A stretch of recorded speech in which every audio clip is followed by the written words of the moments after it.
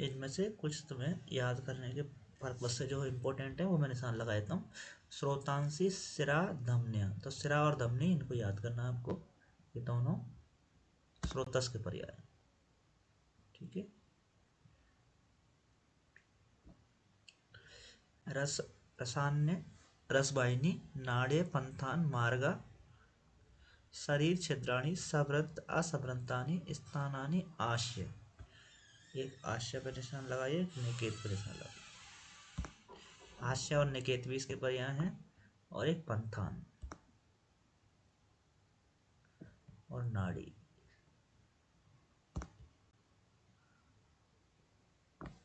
ठीक है। शरीर धातु अवकाशानाम लक्ष्यार्थ नामानि भवन्ति। ठीक है, ये सब पर्याय हैं स्रोतस के। तेषां प्रकोपात् स्थानस स्थान स्थानस्य मार्गस्य शरीर धातुवा प्रकोपम आपादते इतरम इतर एषाम प्रकोप आदि इतराणि च। ठीक है, ये बोल रहा है कि अगर ये स्रोतस जो है वो दूषित होते हैं, इनका मार्ग या स्थान दूषित होता है, तो इसमें रहने वाले रहने वाली और बहने वाली जो चीज़ें हैं वो भी दूषित हो जाएगी। ठीक है, इस प्रकार क्या है कि सबसे पहले स्रोत दूषित होगा, स्रोत दूषित होने की वजह से उसके अंदर जो बहने वाला दोष और धातु है वो भी दूषित हो जाएंगे, और वो दोष और दूषित धातु वो दूसरी जगह जब जाएंगे तो दूसरे स्रोतस को भी दूषित कर देंगे। इसलिए लिखा है कि स्रोतांशी स्रोतंश है। एवं मतलब स्रोत जो है दूसरे स्रोत को दूषित कर देता है, और धातु ने विचय, और धातु भी दूसरी धातु को दूषित कर देती है। ठीक है, तेषाम सर्वेशम एवं वात प्रतिश्लेषण प्रदुष्टा दुष्यात्रो भवन्ति। और इन सब का कारण क्या है, वो तीन दोष है। ठीक है, वो तीन ही दोष इनको दूषित करते। ठीक है, क्योंकि दोषा स्वभावतः इति, और क्योंकि दूषित करना उनका स्वभाव है। ठीक है, दोषों का दूषित करना उनका स्वभाव है, इसलिए दूषित करते हैं। तो इस श्लोक में आपको केवल जो चीज़ हमने बताई है, आपको सिरा, धमनी, नाड़े, पंथान, आश्य, निकेत, इनको विशेष करके ध्यान देना है। ठीक है, ये इसके स्रोतस के पर्याय हैं। अब देखिए, प्राणवय स्रोतस की दुष्टि के हेतु। जो प्राणवय स्रोतस पढ़ा था, ठीक है, जिसके हमने दो मूल पढ़े थे, हृदय और महास्रोतस, उसके दुष्टि के कारण क्या हो सकते हैं। तो प्राणवय स्रोतस में हमने स्पेशली हृदय और महास्रोतस पढ़ा था, और उसके जो मूल पढ़े थे वो, उसके बाद उसके मूल और दुष्टि के लक्षण क्या पढ़े थे कि अति सृष्टम अति बद्धम, ऐसा करके पढ़े थे। ठीक है, या ज़्यादा मात्रा में, कम मात्रा में, और शब्द के साथ श्वास निकलेगा। इसका मतलब प्राण विशुद्ध की दृष्टि के लक्षण से पता चलता है कि वो कहाँ के रोग हैं, लंग्स वाले रोग हैं। ठीक है, जैसे श्वास रोग है, काश रोग है। ठीक है, और अगर मान लो इसको हम एग्जाम्पल के हिसाब से देखें तो निदान स्थान में हमने ऐसा सिम्टम वाला लक्षण कौन सा रोग पढ़ा था निदान स्थान में, तो वो पढ़ा था हमने शोष रोग। ठीक है, क्योंकि ज्वर में तो कोई लंग्स का इन्वॉल्वमेंट नहीं है, रक्त पित्त में इतना इन्वॉल्वमेंट नहीं है। ठीक है, इन्वॉल्वमेंट तो इनमें भी है, परंतु मेन जो मुख्य रूप से इन्वॉल्वमेंट आया था वो शोष रोग में आया था। ठीक है, और शोष रोग को जब हम पढ़ रहे थे तो उसको हम 4 भागों में डिवाइड किया हुआ था। उनकी पैथोलॉजी 4 प्रकार से बताई थी: सांसजन्य, क्षयजन्य, संधारणजन्य, ठीक है, और एक अति क्या बोलते हैं, अति साहसजन्य, ऐसा करके बताया था। 4 प्रकार बताए थे: साहसजन्य, संधारणजन्य, क्षयजन्य और विषमासनजन्य। ठीक है, तो इसका मतलब क्या, अगर प्राण की दृष्टि होगी तो ये पैथोलॉजी उसमें भी होगी। तो देखो, क्षय इसमें भी है, संधारण इसमें भी है, ठीक है, और व्यायाम इसमें भी है। ठीक है, तो आप निशान लगाइए। मेनली आपको ये ध्यान रखना है कि प्राणवय सचस की दृष्टि के हेतु आएंगे तो हमें राजचमा की दृष्टि के जो हेतु थे, 4 पैथोलॉजी थी, वैसे ही अपने को दिखाई देंगी। तो 3 तो ये हो ही गई। एक इसमें निशान लगा लिए क्षुधि तस्य, और एक रुक्षहार। ठीक है, तो बस इनको आपको याद रखना है, जो विशेष रूप से मैंने बताई है 2 चीज़, रुक्षता और क्षुधि तस्य। बस आपको याद रखना प्राणवय की दृष्टि के हेतु, मतलब शोष के हेतु जैसे सेम आएंगे। इनका मतलब क्या है, अगर धातुओं का क्षय हो रहा है तो जो वेग हैं उनका संधारण कर रहे हैं, रुक्ष आहार विहार कर रहे हैं, अतिक व्यायाम कर रहे हैं और क्षुधा के अंदर भी व्यायाम कर रहे हैं, तो ये प्राण स्वतः जो है वो दूषित हो जाएगा। ठीक है।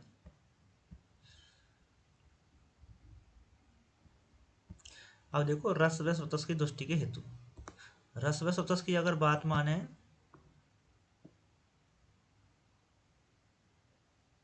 ये रस व स्वतः नहीं आएगा, यहाँ पे लिखो उदक व लिखना है यहाँ पे, क्योंकि ये उदक व स्वतः है। ठीक है। देखो इसमें लिखा हुआ है अम्बुवाहिनी, अम्बुवाहिनी मतलब उदक। ठीक है। इसका मतलब ये उदक व स्वतः से, इसको सही कर लेना। ठीक है, ये गलत लिखा हुआ है रस व, यहाँ उदक व कर लेना। उदक व स्वतः के अगर देखें तो उदक व का मतलब क्या है, इससे होने वाला जो रोग होगा वो होगा तृष्णा। ठीक है। तृष्णा इससे होने वाला सबसे बड़ा एग्जाम्पल, सबसे अच्छा एग्जाम्पल है। ठीक है। तृष्णा में होता क्या है, ठीक है, तृष्णा में अपने को बार बार प्यास लगती है। ठीक है। और बार बार प्यास कब लगती है, ठीक है, जब हमारी बॉडी में पानी की कमी हो जाती है। ठीक है। तो अगर मान लो हम कोई गर्म चीज़ खा लेते हैं, तो गर्म चीज़ खाने से क्या होता है, हमें पसीना ज़्यादा आता है और उसकी वजह से हमें, ठीक, स्वेटिंग होती है। स्वेटिंग होगी तो पानी की कमी हो जाएगी। हमें याद करने के साथ बता रहा हूँ मैं इनको। तो देखो इसमें क्या लिखा है, औष्ण्यात आमात। ठीक है। उष्ण वस्तुओं का सेवन करने से, ठीक है, और आम के बनने से, आम दोष से, और अति शुष्क अन्न सेवनात्, पानात अति शुष्क अन्न, अगर शुष्कता वाली चीज़ें खा लेंगे तो भी अपनी की बॉडी पानी मांगेगी।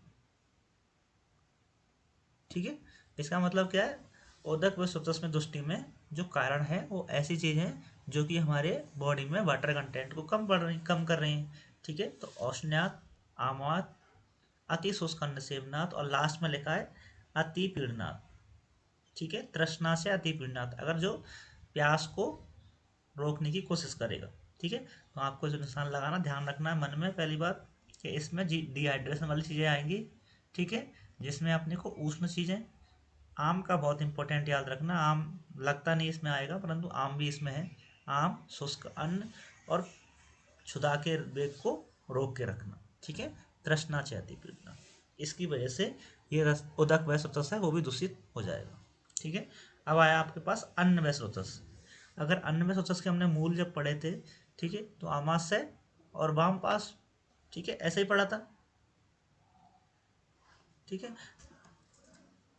और इसमें हमने देखा कि अन्न व स्वतः जो है मेनली उसकी वजह से जो कारण जो आ रहे थे, लक्षण आ रहे थे, वो क्या आ रहे थे। ठीक है। तो अन्न व स्वतः की दृष्टि की वजह से जो लक्षण थे हमारे पास, तो वो ऐसे आ रहे थे जीआईटी के संबंधित थे, जैसे छर्दी है, ठीक है, अन्नाभिलाषणम, अरोचकम, अविपाक, ऐसे लक्षण आ रहे थे। ठीक है। तो अब हमें इतना ध्यान रखना है कि अन्न व स्वतः दृष्टि होने में कारण क्या हो सकता है।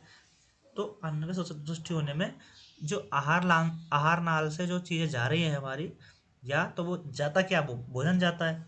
तो भोजन जाता है तो भोजन या तो हम अधिक मात्रा में खा रहे हैं, या अहितकर भोजन खा रहे हैं, या फिर सही समय पर भोजन नहीं खा रहे हैं, उसकी वजह से ये लक्षण आएंगे। ठीक है। तो आपको ध्यान रखना है, क्योंकि अन्न में स्वतः की बात कर रहे हैं तो अन्न की चीज़ें ही, संबंधित चीज़ें इसमें आएंगी। या तो अन्न को गलत तरीके से खा रहे हैं, या आपका जो अन्न है वो सही नहीं है, या ज़्यादा मात्रा में हमने खा लिया। ठीक है। तो आगे वाले पर निशान लगा लीजिए, अति मात्रम अकाल है। ठीक है। याद करने के हिसाब से अति मात्रम अकाल है।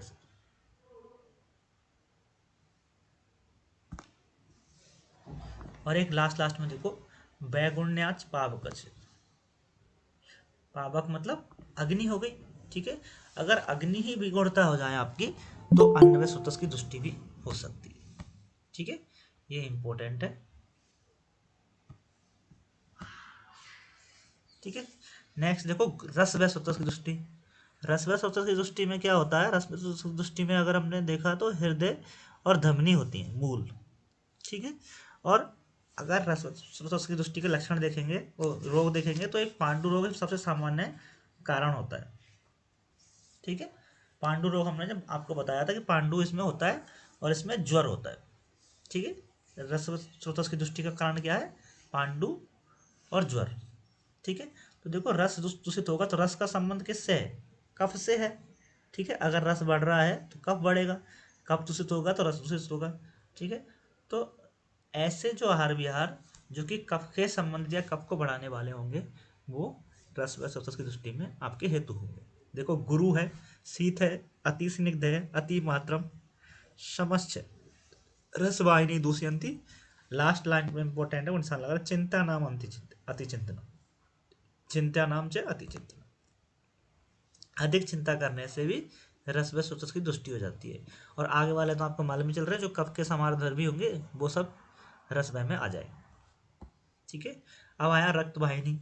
ठीक है, रक्त वाहिनी से अपने जो देखे थे, तो रक्त वाहिनी से स्पेशली गुल्म होता है, ठीक है, विद्रदी होती है। तो ऐसे लक्षण हैं जो कि रक्त को बढ़ा रहे हैं या रक्त को दूषित कर रहे हैं। तो रक्त को दूषित करने वाले जो लक्षण होंगे वो क्या, रक्त क्या है, उष्ण गुण का होता है। तो उष्ण गुण का चीज़ है और उसमें उष्ण गुण वाली चीज़ें और दे देंगे तो वो दूषित हो जाएगा। ठीक है, तो देखो इसमें लिखा है विदाही अन्नपानानि स्निग्ध उष्णानि द्रवाणि च। ठीक है, ये सामान्य सी बात है, परंतु लास्ट लाइन देखो, भजताम च आतप आनलो, इसमें निशान लगा है ना, भजताम च आतप आनल।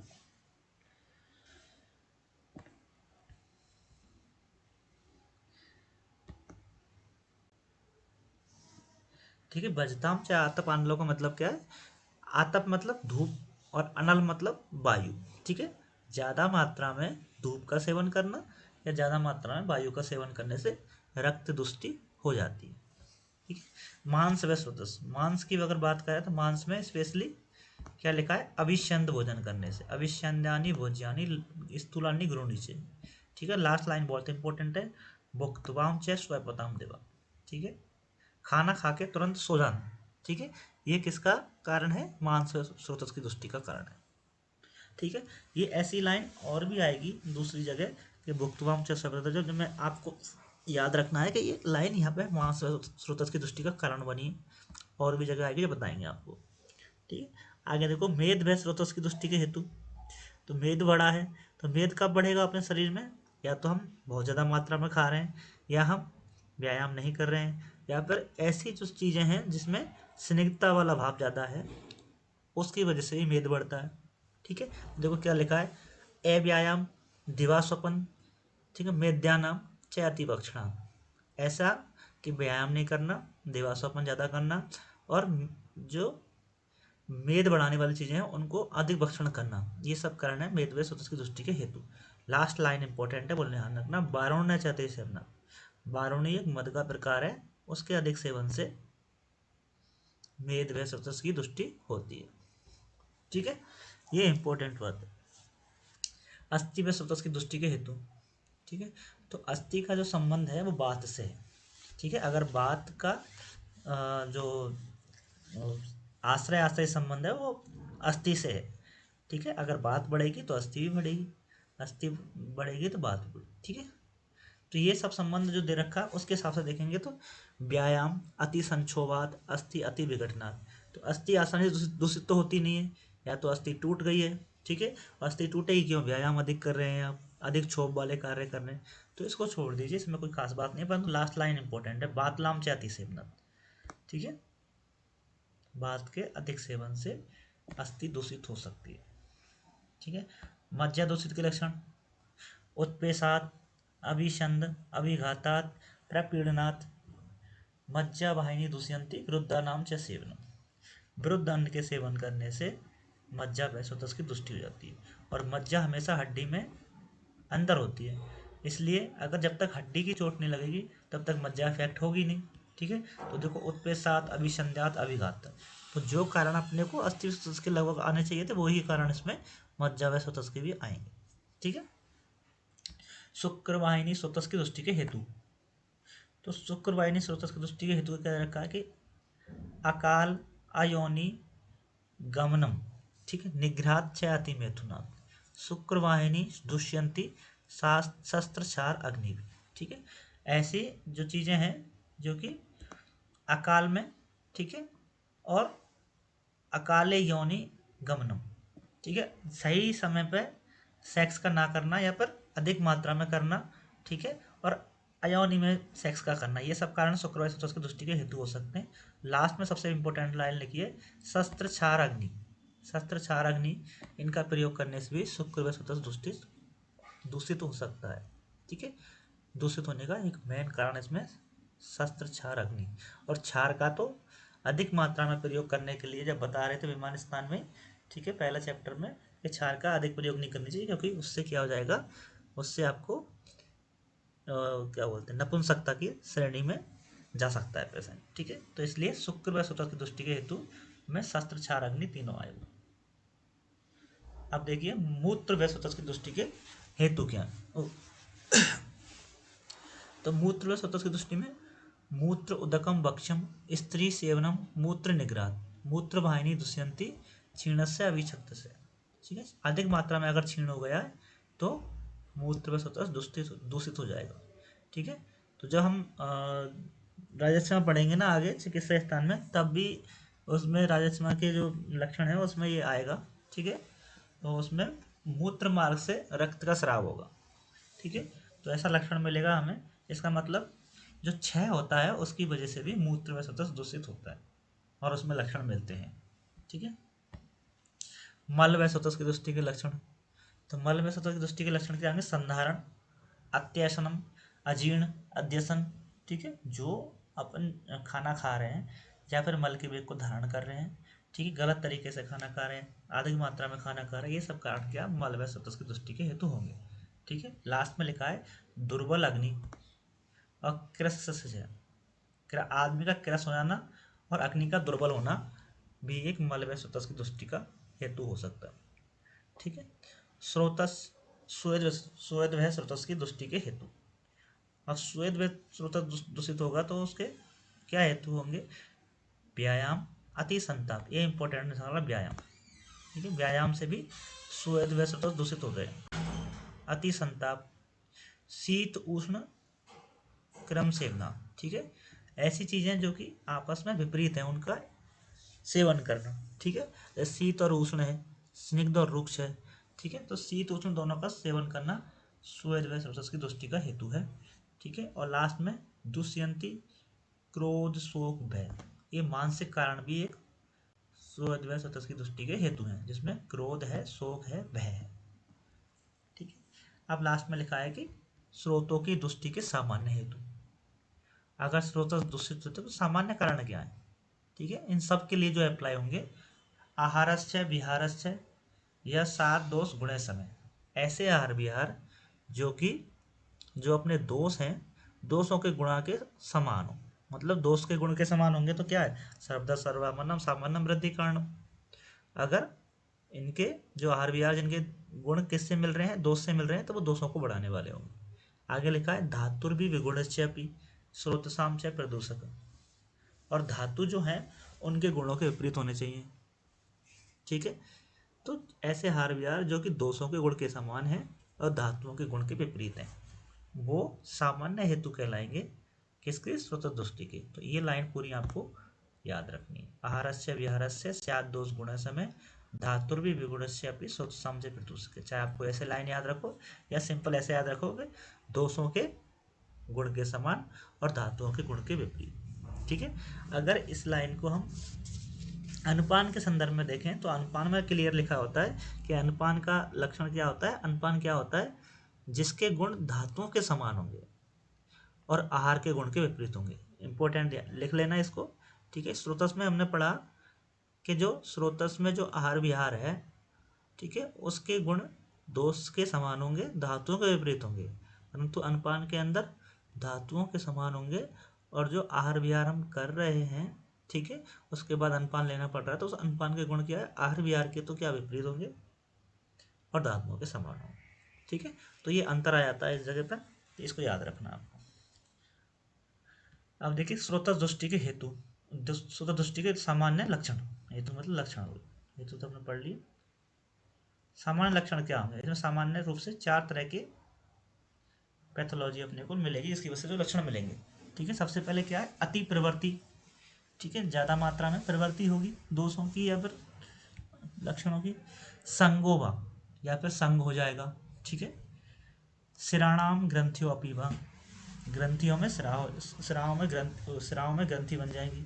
और बीमार गमनम चयपी स्वसंबुष्टि लक्षण, और बीमार गमन हो जाएगा, ठीक है।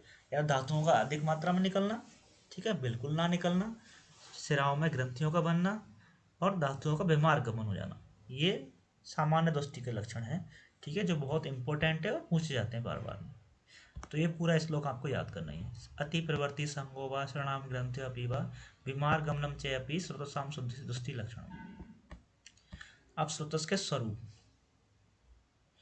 ये तो कोई खास बात नहीं है, फिर भी आप एक बार देख लीजिए। स्व धातु संवर्णानी स्थूल अणु स्थूल व्रत स्थूल अणुनी च स्रोतसांसी दीर्घाण्यम आकृत्य प्रतान सदृशान। ठीक है, प्रतान सदस्य हो सकता है, दीर्घ हो सकता है, व्रत हो सकता है, अणु हो सकता है, ठीक है, धातु समान हो सकता है। तो ये स्रोतस के स्वरूप है। लास्ट में देखो चिकित्सा सूत्र, जो मैंने आपको सबसे पहले जब स्टार्ट कर रहा था अध्याय को तभी बताया था कि काफ़ी लोग जो स्रोतस हैं उनकी चिकित्सा को फॉलो करते हैं हमेशा हर चीज़ में।